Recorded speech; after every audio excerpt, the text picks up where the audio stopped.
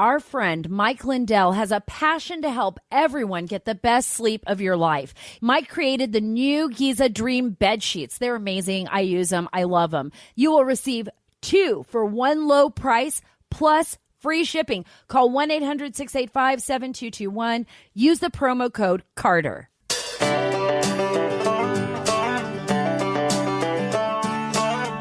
Thanks so much for joining the show today, the Sara Carter Show. I have so much to share with you, and we have 2 really important guests on today. Congresswoman Claudia Tenney will be here. It's a huge controversy in New York. Wait until you hear a story. I've got Sebastian Gorka on the show today. Remember, subscribe wherever you get your podcasts and on YouTube.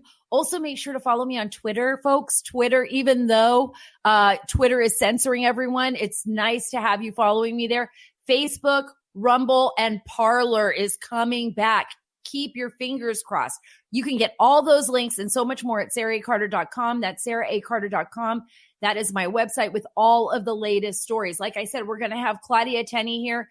She just won a New York seat after a controversial and mega fight, between Republicans and Democrats.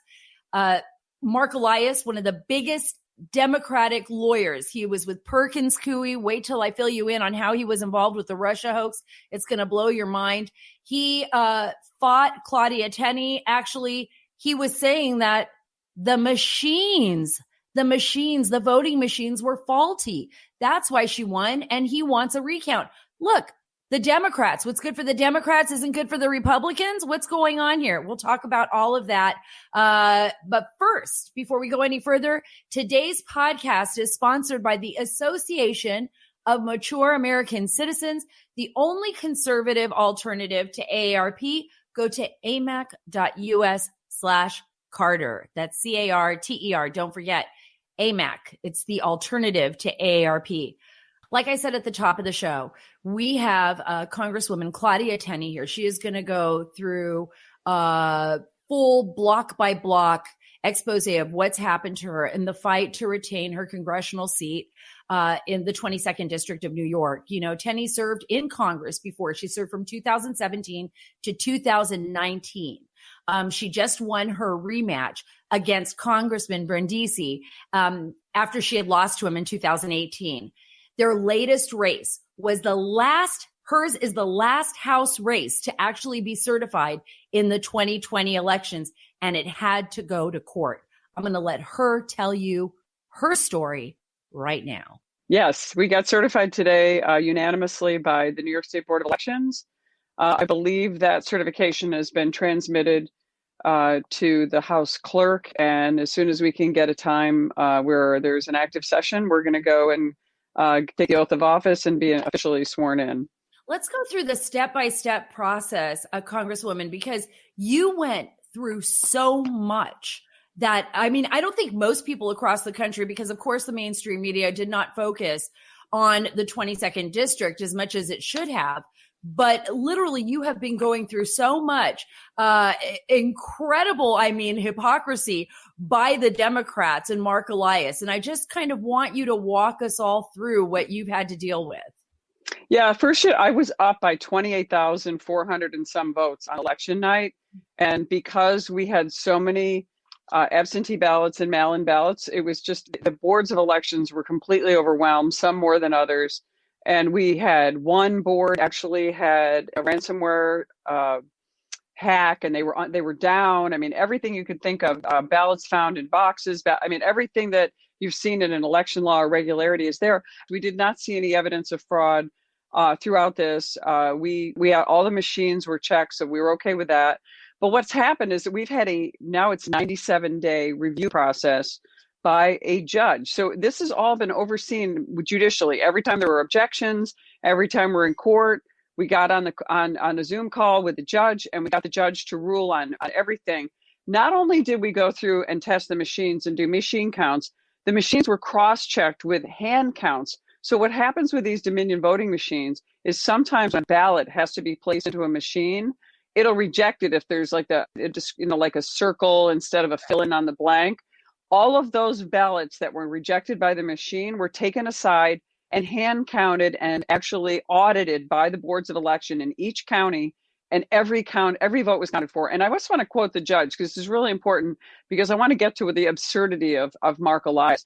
The judge actually put in his ruling every single valid vote that was cast in New York's 22nd congressional district has been accounted for and counted. So what Mark Elias is now alleging is, oh no, we want to go back and we want a hand count. But you know what he's really asking for? He wants a re-evaluation of the Dominion voting machines. So again, now all of a sudden, after 90 days, the Dominion voting machines, remember, this is a conspiracy theory. You're undermining elections and democratic processes, and you should be having a warning label under your Twitter feed for actually making these kinds of allegations. Now, all of a sudden, the Democrats and my opponent led by Mark Elias are complaining that we need a hand count and Dominion voting machines. But all of that was actually accounted for in this very exhaustive, thorough process. And it's interesting because in a prior brief, we've done at least 7 briefs on this. Mark Elias's team said that there is no need for a full recanvass. It would take too much time, and it's vitally important that this seat be filled by January 3rd so the people of the 22nd Congressional District have a representative and a voice in Washington. The hypocrisy of this is really just incredible. Well, it is incredible. And I want to give credit to Judge Scott Del Conte, right? That was the judge that was overseeing the case that made the statements, correct? Yes, and Judge Del Conte is an elected Democrat, and New York State is a Democratic state. It is the House. The Assembly is a lopsided Democratic majority. The Senate is a lopsided Democrat majority. And we have, as you know, a Democratic governor who, by the way, let me just throw it in because I can every time. Needs to resign. And we need a new governor. And I would love to have a recall statute. Yeah, well, from your mouth to God's ears. And I think Janice Dean would be right on board with this statement. She would be backing you up. It's not the first time. I've been calling for this governor's resignation over a number of activities. I mean, this is the guy that went through the Moreland Commission. His best friend, who he referred to as his third brother, is in jail for it. How can Preet Bharara, who kept saying, stay tuned, we're going for everybody, how can he leave Andrew Cuomo out with all the things that have gone on in the last 10 years? But I digress. But this is all, again, and I look back at this case and why this is so important, and what people need to understand is Cuomo actually, through executive order, adopted many of the provisions in Nancy Pelosi's H.R. 1, which created this literal this disaster for these boards of election in trying to administer an election accurately. Well, it's interesting because H.R. 1 has created so many problems across the board with censorship, with elections, with just about everything. Nancy Pelosi has made a mess. The Democrats used H.R. 1 to do this. And I want to go back because you talk about Mark Elias, talk about his hypocrisy. For all of you out there that don't know this, Mark Elias, it works for Perkins Coie. Perkins Coie was the law firm, and Mark Elias was the man in charge who basically paid Fusion GPS to do the debunked dossier, hire Christopher Steele, and guess who gave him the money? It was Hillary Clinton and the DNC. And now here's a guy who is, in with the Democrats. The Democrats don't move unless Mark Elias knows about it. This man is the machine behind the Democrats to a large extent. And now he wants all of these recounts. He's saying that the Dominion voting machines are faulty, and he's having issues with them. But just like Congresswoman, I'm so excited to say this, Congresswoman Tenney says, look, you guys were the ones that said these machines are fine. You all were the ones that, on Twitter and on Facebook basically censored anybody who questioned anything about the presidential election. Now I want to ask you this, Congresswoman, you are in a state literally surrounded by sharks. I feel like you are. It's a snake pit. That's what I call it. It's a snake pit, right? So tell us, now that you're back in Congress, what are the issues that you are going to be focused on for your constituents in the 22nd District? What are the issues you're going to be focused on for the American people? Because right now, the House, it's going to be up to the Republicans to kind of push those issues publicly because they're not going to have a lot of power in the House right now or even in the Senate. Yeah, well, first of all, I didn't expect to be in the position I'm in because obviously with our big lead, we thought we'd win by a narrow margin. We didn't know it was going to be a little over 100, like 109 votes or where it stands right now. But I'm a small business owner. I've been in this district. I've lived I live across the street from the house I grew up in. And you like my library? This is actually I the love library of it. my former congressman, who is the only other person who's lived in this house. He and his wife, who I purchased it from his widow, Alexander Purdy. Our federal building is named after him. So, but we're at a time when we have so many issues that we need. And our district has been struggling under Democratic rule in Albany, our small business community, the pandemic, all those things are really important. We have a huge veterans community. We once had Griffiths Air Force Base here. We still have Rome Lab. We're not far from, the Fort Drum, which is represented by Representative Lee Stefanik, who actually shares the county with me. So there are so many issues from our senior citizens, our farmers. We're the #3 dairy producer in the country in New York State, believe it or not. People don't realize we have a huge farming population here. There are so many people that have been adversely affected by this pandemic. But one of the things that's really interesting is we need to focus on what the Democrats are focused on as well, and we need to counter them. And there's one thing my race stands for, is that every vote counts. And so many Republicans and conservatives are very discouraged. They don't think the system can be trusted. They've decided not to vote. You saw the numbers. A lot of people who were conservatives or Republicans didn't even vote, that voted in the November Georgia elections did not vote in the special, which could have made a difference because they were discouraged. Now, if anyone could be discouraged about being a Republican or standing for Republican values, it's me. I've always had to face a primary. I've had to fight my way against the status quo in both parties. We have Cuomo Republicans here, people who really don't represent our values, but are in it for the power. I've had to stand up to those people. But in terms of that, if we're going to do anything that needs to help our district, we are not in the majority, and the Democrats have created H.R. 1, and it's gotten even worse. The upgraded version that Nancy Pelosi has put in is worse than the original H.R. 1. We have got to work on those issues. We've got to register voters. Explain so that people really understand, what are your biggest concerns with H.R. 1? Because there's a lot of people right now that really don't have an understanding of what was just kind of snuck into this legislation and how it's going to affect them personally. Well, one of the big thing, and look at my district, and I kind of alluded to this before, under the New York State Constitution, Article 1 deals with the Bill of Rights. Article 2 is called suffrage. It's about the right to vote, and it talks about how important it is, making sure that we have integrity in our elections, making sure that all our voter lists and our voter groups are there and are preserved. Right now, the Democrats are trying to cause disarray with that. And so the Board of Elections under the Constitution is tasked with that. But what the Democrats have done on a national level, and now they're trying to do with H.R. 1 and on a local level, is overturn all that. Now they want the Department of Motor Vehicles to register voters. We've already done that with the motor voter law. Now they want colleges and universities to have the sacred task of monitoring and the integrity of our voter rolls. These are all things where there is just so much room for shenanigans to happen. And it really undermines the integrity of the election and the vote. And we want everyone to vote, but we want each person to just have one vote. And the Democrats have figured out a way with these no excuse absentee voting, forbidding and prohibiting voter ID, which is critically important. I think on a national level, we should be fighting either on a statewide basis or either on a national basis to mandate voter ID. Well, you would think so. You have to have an ID to actually drive a car. You got to, show your ID when you walk into Capitol Hill now. And so for security purposes, and yet the Democrats, for them, no ID is necessary when you go to vote. And we saw what happens when that, when things go astray, right? We saw that in Pennsylvania. We saw in Michigan. We saw issues in Texas. We saw issues with voter harvesting. And for a lot of people, they don't realize that H.R. 1, when they couldn't pass H.R. 1, they did it through the courts. So they tried to legislate the election. So that was another big deal that people were very concerned about, and a deal of fairness and unfairness, right? So looking forward now, because the election's behind us, in your estimation, do you think there's a way that the Republicans can actually do any kind of election reform within the next 2 years, fight against HR1, expose what's happening here? What can be done? Or, I mean, there's some people, you're right, they just feel like their hands are up in the air. They say, you know what, I don't trust it anymore. I don't trust the elections. What do you say to get them beyond that point, that the Republicans can actually do something tangible?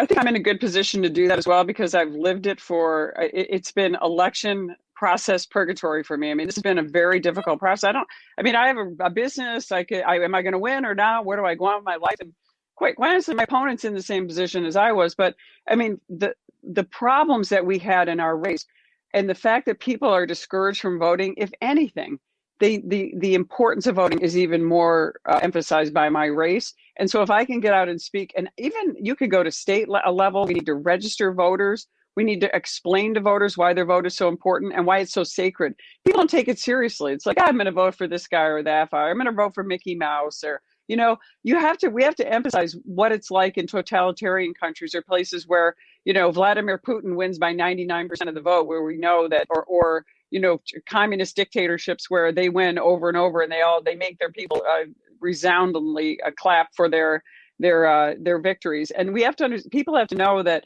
it is important, and it is up to the voters to take that civic duty and go and vote. Or if you cannot, vote in person with valid voter ID. I mean, a lot of people don't think it's a big deal to vote. I didn't vote. I was too tired. We've got to I know you've been overseas. I mean, nothing warmed my heart more than seeing, for example, people in Iraq with their blue finger, I mean, they were so proud. And I mean, look at Puerto Rico. They would love to be able to vote in presidential elections, but they're not able to. We should be trying to understand people that is a civic obligation. It's a civic duty. It's something we can be proud of and something we should make sure we safeguard. And that's messaging coming from the Republican side. Right. But I'll tell you, I think my district alone has awakened a lot of people who've called me and said, I don't know if my vote counted. What do I do? I said, call the board of elections. They will tell you if your vote counted. So I think it awakened a lot of people who may have thought, maybe, they didn't take it as seriously, that these elections can be close. And I think Republicans, another mistake we make that the Democrats have figured out is Republicans spend a fortune on these ads and these big, these huge ad campaigns with, these cartoonish ads. And the Democrats are very busy on process. And I think what's interesting is my opponent did not go door to door, nor did he really do any grassroots effort like we did. I mean, we went to tens of thousands of doors. And I think they focused on process and they focused on getting votes in the door. They vote instead of trying to get their voters to get to the polls by this absentee ballot issue. They brought the polls to the voter at their homes and made it easy for them. And they followed up. We are going to have to get a lot more aggressive. We're going to have to focus on process. And as much as we have the policy, they're winning on process. Joe Biden won a national election basically sitting in his basement.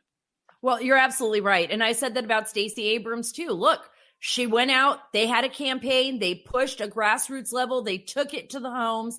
You gotta look at that, and you gotta adopt those measures. And you can't forget the people, right? You can't forget the Hispanic community, the Black communities. You have to be able to reach out to the communities, bring them in and say, this is what we can do for you as the GOP. This is what we can do as Republicans. Another question before I let you go, because I think this is really an important question. It deals with, of course, Governor Cuomo, the issues that have been plaguing New York as well as other states like California with COVID-19.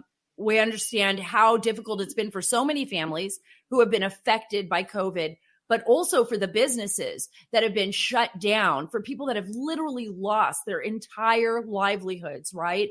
And their families. And like you said, the farmers, because the farmers deliver the foods to the restaurants. If the restaurants are shut down, or if they can't continue to process the foods because of restrictions, then they lose that product.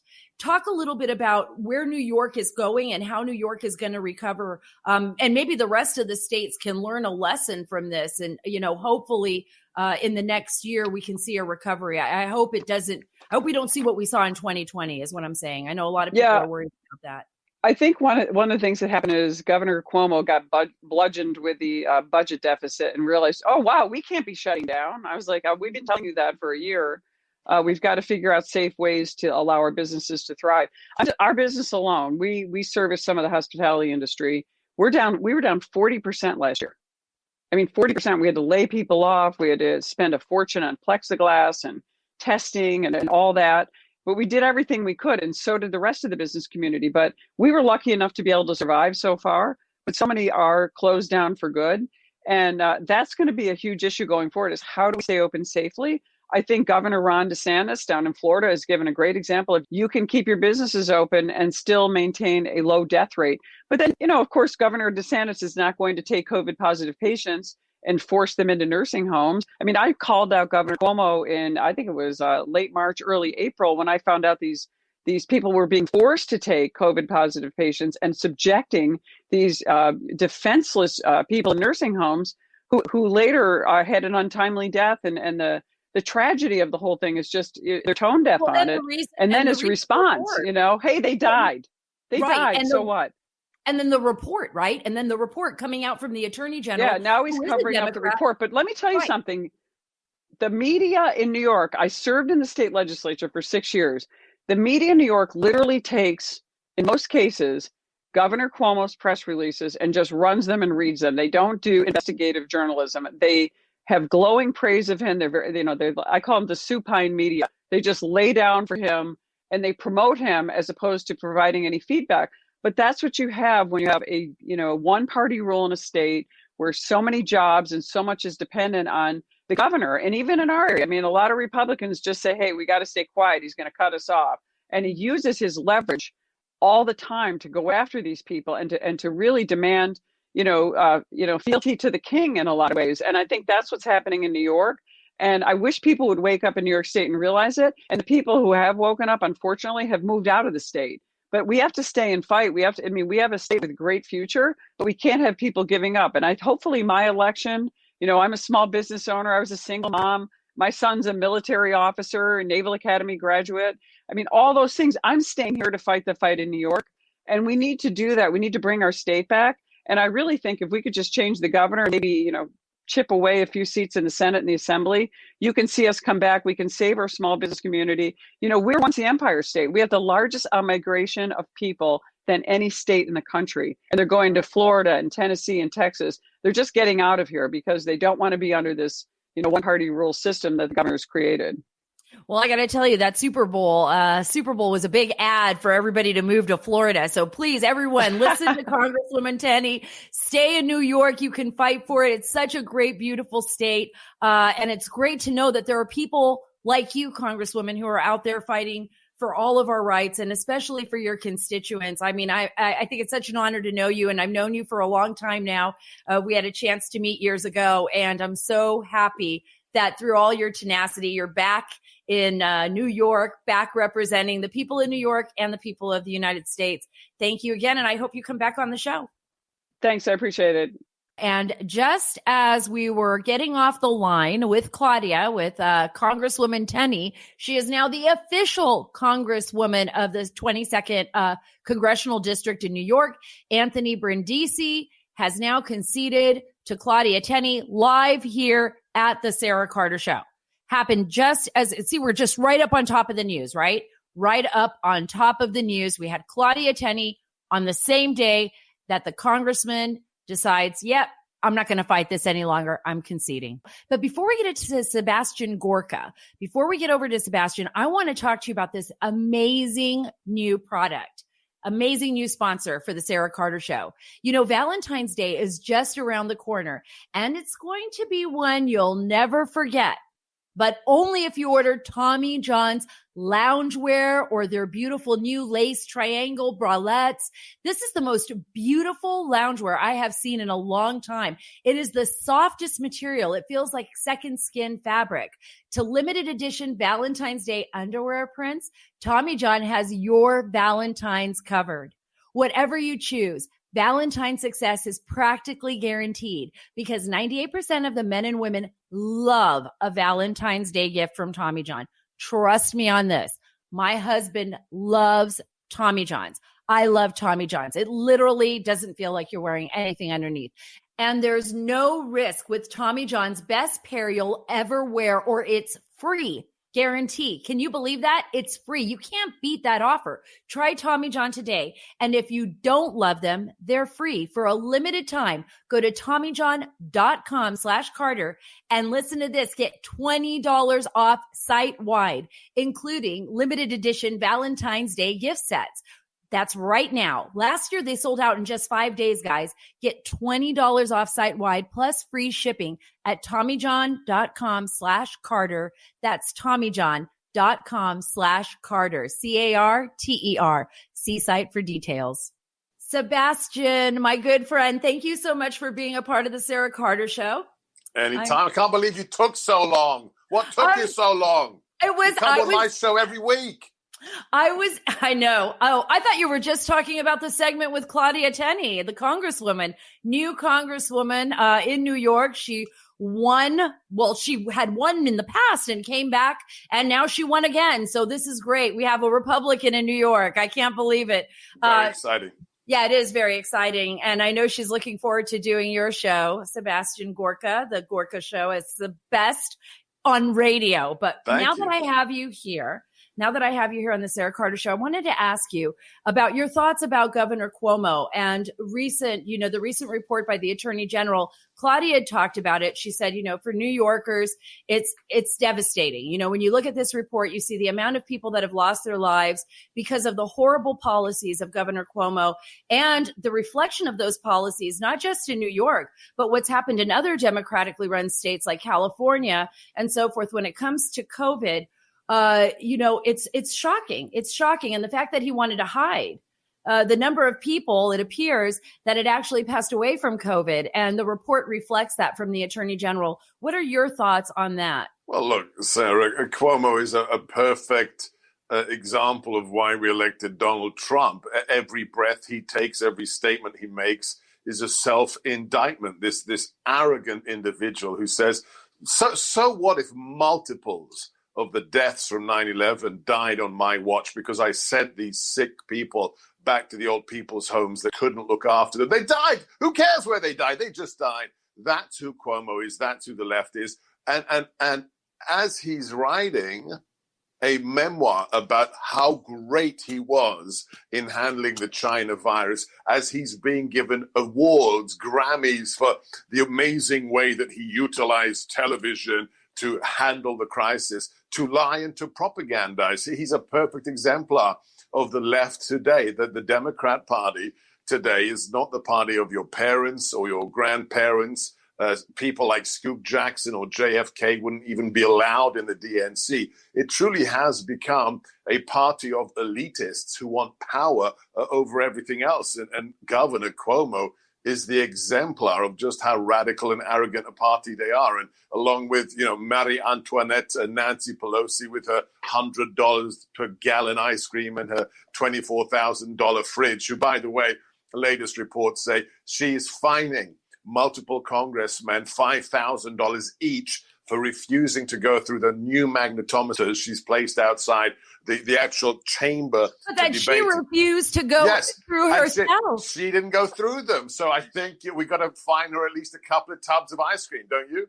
Oh, I absolutely agree. And let's stick with the hypocrisy for 1 second before we jump to impeachment. I know I only have you here for a little bit, but just looking at Washington, D.C., you and I travel into D.C. quite frequently. We're in this area. We live in this area. And now we see an enormous fence line surrounding the Capitol. We see our National Guards, our troops, with weapons out on the streets. And I'm not taking away from the National Guard. This is their duty. This is what they are called to do. They are good men and women. I know that a lot of them don't want to be out there. They don't believe that the American people are a threat. But here you have the Democrats pushing for armed security, right? Utilizing the National Guard, a huge fence, yet they want to tear down the border. We see what's happening with immigration. They don't believe in borders, supposedly. And for the most part, many of them don't believe in the Second Amendment. So what's your take on that? I remember well, as a child of the Cold War, that chilly November evening, November the 9th, 1989, when the people who were on the wrong side of the Berlin Wall said that they'd had enough, and they, with hand chisels, with pickaxes, they dismantled the Berlin Wall on that incredible night that presaged the end of the Cold War. Now, in the nation's capital, the capital of the most powerful country in the world, we have a 3-mile-long, 12-foot-high fence with razor wire manned by the citizen soldiers of the National Guard. It is a global disgrace, as is the fact that we had the not the lying in state, but the ceremonial presenting of the urn of the remains of Officer Sicknick, who died not as a direct result of violence. It seems that he got a stroke and died the day after the breach of Congress. But to see the Democrats, to see Nancy Pelosi and Chuck Schumer make some big reverential event 3 weeks after he died, after the last 10 months of the Democrat Party calling the police fascists, saying that we have to defund them, that they are institutionally racists. It's not just political theater. It's an outrage. When it's about them, when they can utilize it for political profit, they will use dead police officers. When they're afraid for their personal security from an event the likes of which we've never seen, as my friend Chris Plant, who has the morning show here in DC, says, we've had one conservative riot in the history of our nation. One. We had 300 riots across America, Seattle, Denver, Portland, more than 40 people killed, half of them Black Americans, more than 700 police officers wounded, some of them very seriously. Back then it was cool because it was in the name of social justice. Well, even Vice President Kamala Harris wanted people to donate to the bail fund. Remember that? And now we have, I want to ask you, because a lot of people don't realize, I mean, you're so worldly, you've traveled so much, your homeland, originally of Hungary, you've seen this with your own eyes. You've seen the rise of socialism. You've seen what communism can do to a nation. Talk a little bit about what we're seeing now in the United States. Do you have any concerns about this rise of censorship, this strange morphosis in the United States where, you know, our First Amendment freedoms, our Fourth Amendment rights appear to be and are to a large extent being trampled on? And now people from the government, from the Biden administration and former Obama administration officials saying that Americans could possibly be these insurgents, that there's a rise in an insurgency in America that, by the way, I never seen proof of yet. A rise of this is the most disturbing thing, as Jim Hansen has called it, and I give him full credit. This is the systematic attempt by the Biden administration to criminalize being a conservative. As the child of those who suffered under fascism as children and then were persecuted under communism, my father was actually imprisoned with a life sentence at the age of 20, only to be liberated 6 years later by the freedom fighters in Hungary. This is something I never thought we'd see in America. I mean, look at what's happening right now. We've got Jake Tapper on CNN at the weekend using the phrase MAGA terrorists. Sorry, MAGA terrorists? What is it a prelude to? I don't hear anybody on CNN talk about BLM or Antifa terrorists. What terrorists? People who had issues with the last election, people who came out in more numbers than we've ever seen in American history. Remember, Donald J. Trump, my old boss, got more votes than any president since George Washington. He got more votes than Barack Obama. So now we are terrorists because we politically disagree with the incoming regime, or we have issues about the fact that 80 million unrequested mail-in ballots were mailed out to people. And we saw, the video footage of boxes of ballots being pulled up from under tables after the GOP poll watchers were escorted out of that polling center in Georgia. This is something we can't discuss. It's not a theory. It's happening right now. As soon as I approached 1 million followers on Twitter, suddenly I went from garnering 35,000 followers a month to losing 4,000 followers. As soon as Marjorie Greene, Congresswoman Greene, came on my show 2 weeks ago, and she said the following, as a newly elected Congresswoman exercising her First Amendment rights, she said, that the Trump voters don't trust the results of the last election. I I was suspended from YouTube. My nationally syndicated radio show with 3 million listeners, 30 million views on YouTube was suspended for a week. Why? Because a congresswoman expressed her opinions about the election. It's happening. And look, you don't have to take my word for it. It's actually terrifying. It's actually terrifying. I saw the same thing happen to me. I've been demonetized on YouTube, mainly because I had a post, and I've shared this with you, Sebastian. I had a post from Yoko Ishii in Japan discussing the freedom fighters in Hong Kong. How is it possible that the Chinese government has more control of our social media platforms and the Democrats, and that the First Amendment just doesn't even matter anymore because they claim they're private companies and they can do whatever they want? How is it that Mark Zuckerberg, through his foundation, invested closer to 4, but let's say $300 million in local government training for the last?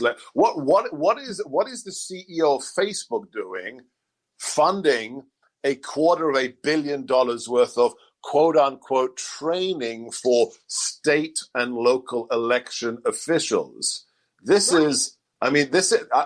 had lunch with one of the top guys, one of the most senior people in the GOP after the inauguration. And I said, look, you have to get your act together. There's only two things that the 74 million people who voted for Donald Trump care about. And if they don't see movement on this, your party is done. Number one, election integrity. We have to get elections which are a little bit more reliable than Uganda or Venezuela. That would be nice. Secondly, big tech.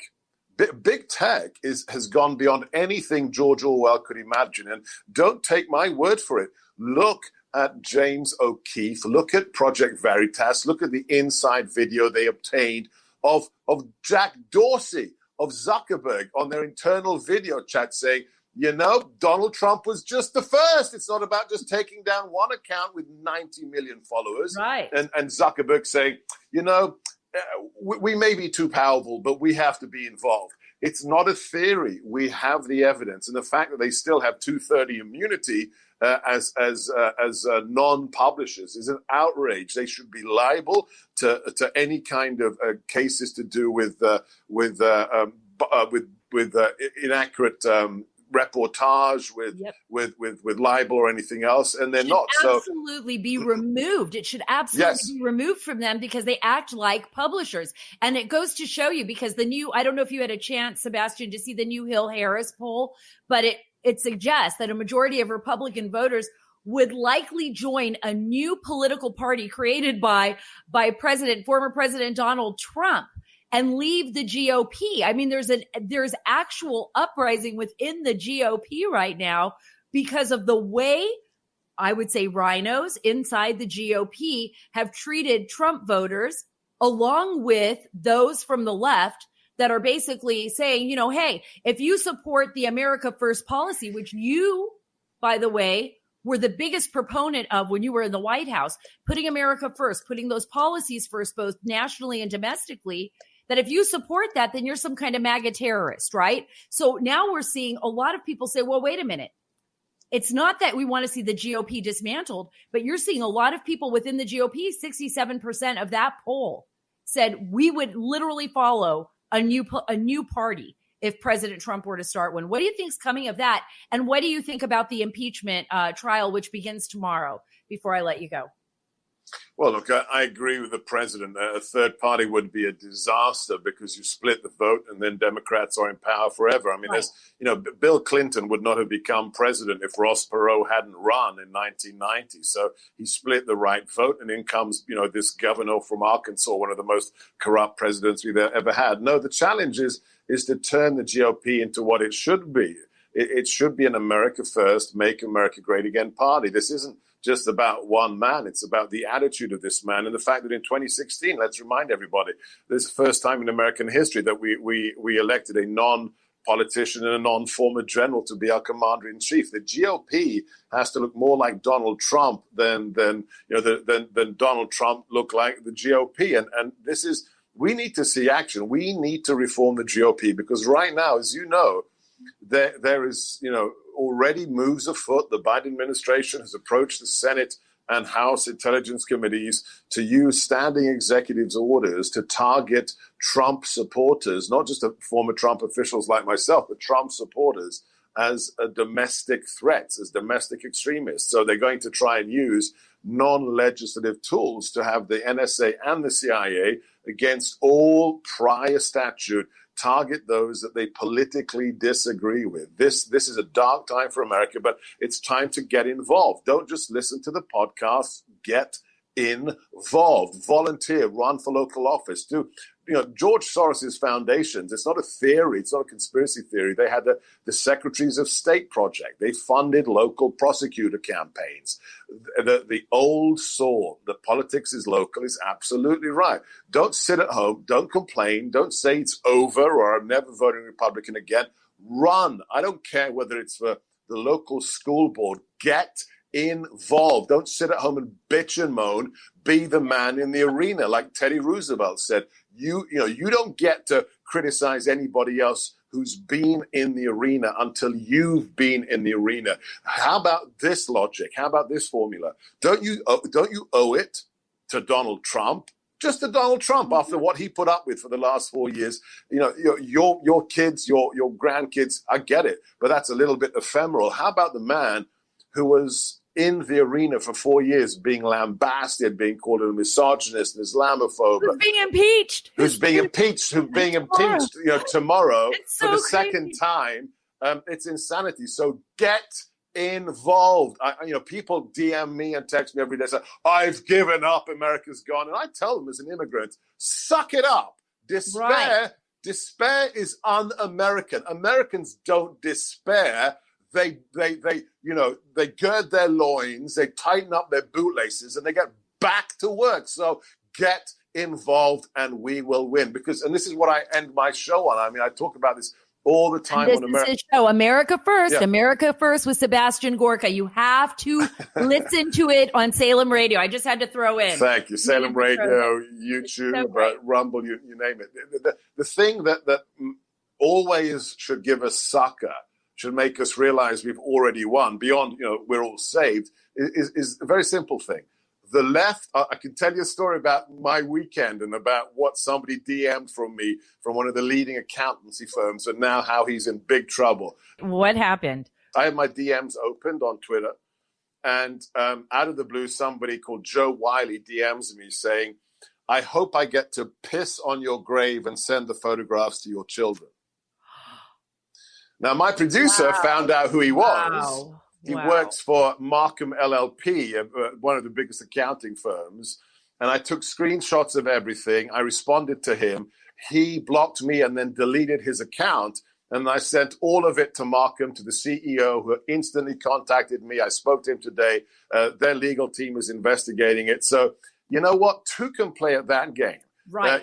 And the bottom line is, and it's not about cancel culture. Cancel culture is about targeting people for their political beliefs. Right. But you talk about somebody being dead and you get my children involved, I am going to take action. That's not about that's not about cancel culture. That's about the consequences for violent rhetoric and violent speech. So here's the bottom line that everybody has to take home and just file away somewhere. At the end of the day, we know we've won. And we've won for many reasons. But one of the clearest when it comes to the political sphere is this. Our fuel is love. Their fuel is hatred. And not being poetic, you know me, I'm not touchy-feely. But it's simple. Look at that kid, Joe Wiley. Look at crazy Maxine Waters. Look at crazy, AOC and her fake videos and Nancy Pelosi. Their fuel is an abiding hatred for everything America stands for. Psychologically, I think it comes from self-hatred, but I'll leave that to the crazy Freudians.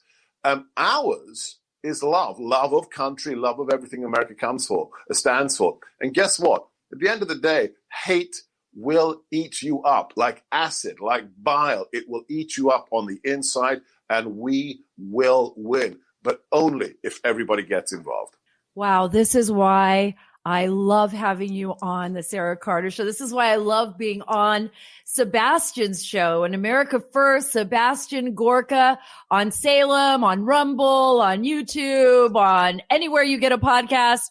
You can see Sebastian Gorka, a great American, a great patriot. Thank you so much for being on the Sara Carter Show, Sebastian. I can't thank you enough for taking time out of your busy, busy day for that. Stop talking and let me talk about you. You are the superhero. What you've done, your fearlessness, how you stood up for the truth, took the slings and arrows and still do. You're one of a handful, and I mean a handful of true, courageous, investigative journalists left. So God bless you. Keep doing what you do. And it's a pleasure to have you always on my show. You've been a very, very good friend. If you want to see all of Sara's interviews, go to our website, sebgorka.com. That's SEBGORKA. And I'll come back anytime. Thank you so much, Seb. Talk to you soon. It's great to have you on the show. Thanks, Sara. Wasn't it great having Sebastian back on the show, on the Sara Carter Show? You know, I do his show quite often, America First. I love going there. I love going in studio with him. And I like having him here because he brings a whole new perspective and he is a great friend. So I just want to say thank you again, Sebastian, for taking your time to be on this show. And I hope you all listen to his show as much as I hope his followers will come and join us here at the Sara Carter Show. Now, I don't like to end these podcasts on a sad note or a low note or a serious note. So I can always go to our trusted friends at CNN to give us a really good laugh. And one of them is actually a CNN anchor and correspondent who basically was attempting to cover the Super Bowl at a bar. Her name is Randy Kay. And she is it's just crazy. She is so part of the woke America. And all by herself. I'm going to just, for those of you who can't see this, as I set this up for you, just imagine this lone woke virtue signaling reporter standing outside a bar of people in Florida, just having the most amazing time of their life. Just listen to it. Maybe you'll have a good laugh. Well, Anna, we're trying to enjoy it safely. We are at the Poorhouse in Tampa, which is a very lively bar and restaurant, which is why I am double masked. But if you take a look here at the scene. Stop that. Right. There she is. She's double masked, like triple masked. And she's looking at all these people who are, it's an outdoor bar who are having a good time. Grown-ups, not children, people making their own decisions. Let's play. Behind me, you can see that a lot of people are here. They're gathered. They're already cheering for their favorite team. They're outside, so it's considered to be safer, and they are allowed to be here. They're only supposed to take their masks off while they're eating or drinking, but you can see quite a large crowd. Certainly not all in one single family or one single household that are mixing, but that is allowed here in the city of Tampa right now. We have some video to show you. You can see on the streets of Ybor City this massive crowd. Again, not many of them wearing a mask. This is a very popular spot where people go to bars and restaurants, but we're unsure about citations. I spoke to the Tampa police and I asked them, what are you doing about this? Because a lot of people were very concerned. Okay, not only is Randy from CNN, like reporting on CNN. She's actually reporting all of the people that she's watching to the police. She's like, I'm wearing a double mask. I'm protecting myself. I mean, so it's not even about the Super Bowl. She's just focused, hyper-focused on COVID and what everyone else around her is doing. And we realize, okay, all right, they made some decisions. Maybe some people don't agree with it, but it's allowed in Florida. Governor DeSantis is doing a phenomenal job in Florida. And I got to tell you, anybody who was watching that around the country, who's like from New York, and we've seen what a terrible job Governor Cuomo's done. And we heard from Congresswoman Tenney herself about, how people in New York are feeling about the fact that Governor Cuomo basically put people with COVID inside nursing homes, and the fact that they underreported by 50% the amount of deaths in those nursing homes. So now we've got CNN, which louds Cuomo and whose brother is an anchor on CNN, right? Chris Cuomo. Now we have CNN like bashing Florida. But I got to tell you, the only thing that CNN did was make it so that everybody wanted to move to Florida. Like Florida home prices must just be going through the roof, right? Because everybody's like, I don't want to be in New York anymore. I hate this state. I'm losing my business. The elderly are dying, even though they've like clamped down on everything. We saw so many deaths. Look at what's happened in California. Look at what's going on in Oregon. I mean, the Democrats, they want you to report on your neighbors. Now we've got Randy here at CNN, this anchor woman with the triple masks or the quadruple masks or whatever she wants to say, you know, basically reporting to police. Like, hey, are you guys seeing this crowd? What are you going to do? Are you going to take them under, you know, are you going to arrest them all? The thousands of people out here celebrating. By the way, Tom Brady rocks. He is amazing. 7th Super Bowl win. This guy is stellar. And it just drives the left crazy that Tom Brady in Florida, Tampa Bay Buccaneers are Super Bowl champions again. Thank you. Thank you very much. And by the way, thank you so much for being a part of the Sara Carter Show. I hope you enjoyed it. It was great fun having a couple of guests on here. Congresswoman Tenney, congratulations. Sebastian Gorka, thank you so much for being with us. And for all of you out there, thank you so much for being a part of the show. Thank you so much for being a part of my life. I really appreciate you. I appreciate all of you. I appreciate your downloads. And I also appreciate when you give us a review, give us that 5-star rating. Remember, you can see us on YouTube. You can see us on Rumble. You can download the podcast from your favorite iTunes store, or you go to Spreaker, anywhere you listen to your podcast, Spotify, wherever. Download the podcast, give us that 5-star rating, and leave us a review. And remember, here at the Sara Carter Show, we are taking the story back.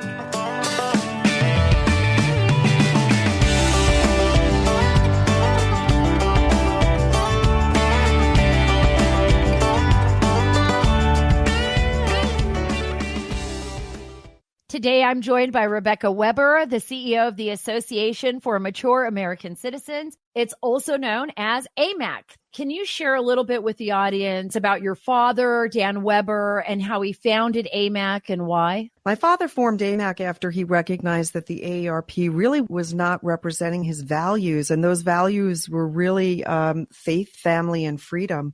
And my father believed in America's greatness. He believed that there was what he described as a cultural shift occurring in our country. He thought that the very, very foundation, the Constitution, was being disregarded. And we saw that the power of government was growing and individual freedoms were diminishing, were being threatened. And to get more specific was in 2006 when he said to me that he was canceling his AARP membership. And I said to my father, why would you do that? And he said, well, they've just named Harry Belafonte Man of the Year.